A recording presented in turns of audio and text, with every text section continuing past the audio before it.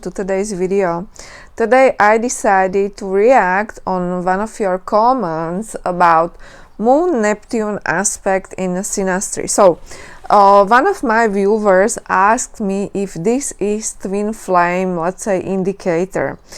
You know, obviously I don't want to dive deeper into twin flame stuff because I personally am not on a twin flame journey, and to be frank, I don't believe in twin flames, but you know, it is just my personal, let's say, preference, but it is completely up to you if you believe. But you know, from what I know and from what I learned about twin flames, it's a journey, right? Because two people, they typically experience very high highs and very low lows, but typically, you know, these people cannot be together in reality. And let me tell you, I am a very realistic person, and I love to have, you know, realistic, let's say, results.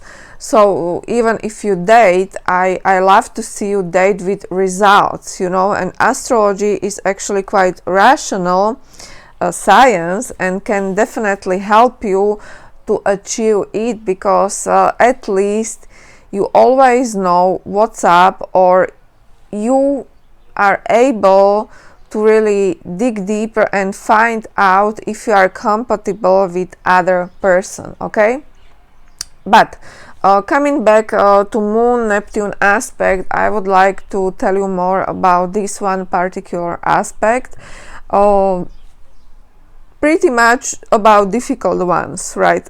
Like square and opposition, because you know, every time I see Moon Neptune contact in synastry, in difficult contacts, I know that weakness of this synastry is their moon, right? And our moon, our luminaries are very important in synastry and in relationship compatibility, because we really, you know, want to have strong moons. Because you know, when we share our life with someone, even our home with someone, we definitely need to have strong moons, and you know, to have our moons to be compatible, because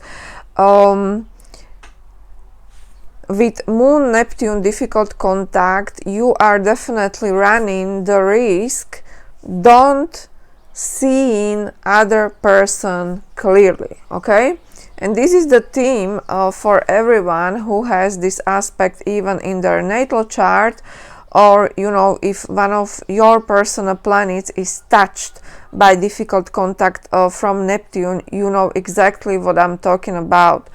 And you know, in this case, typically moon person experiences this. It's like moon person is not even sure if they can believe their own feelings, you know.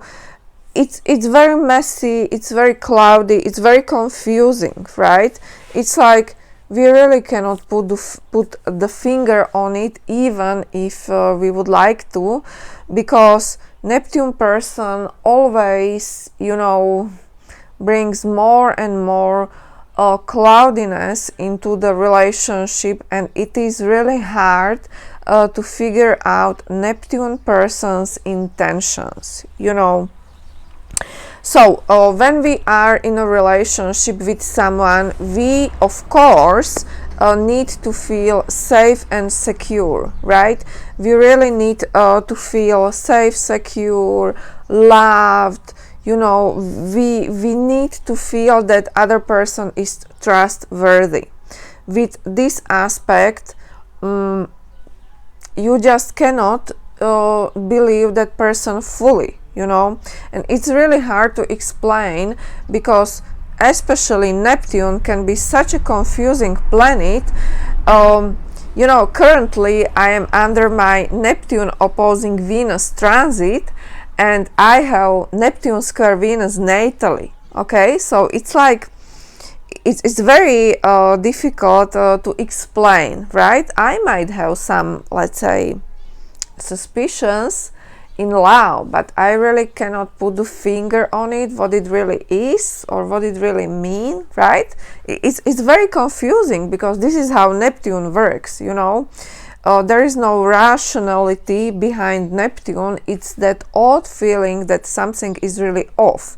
But the thing is, or the question is, if we really can trust our feelings or not. Yeah. And this is the question, because if you are in a relationship with someone whose Neptune is squaring or opposing your moon, you might question yourself constantly, or you might question other person constantly. Okay, so it's can be difficult, can be definitely difficult and challenging. You know, once I had a situationship with someone, and we had this aspect in Synastry going both ways, like my moon was squaring his Neptune and vice versa. And you know, the problem was with trust. There are typically trust issues, even though, you know, you really cannot confirm it.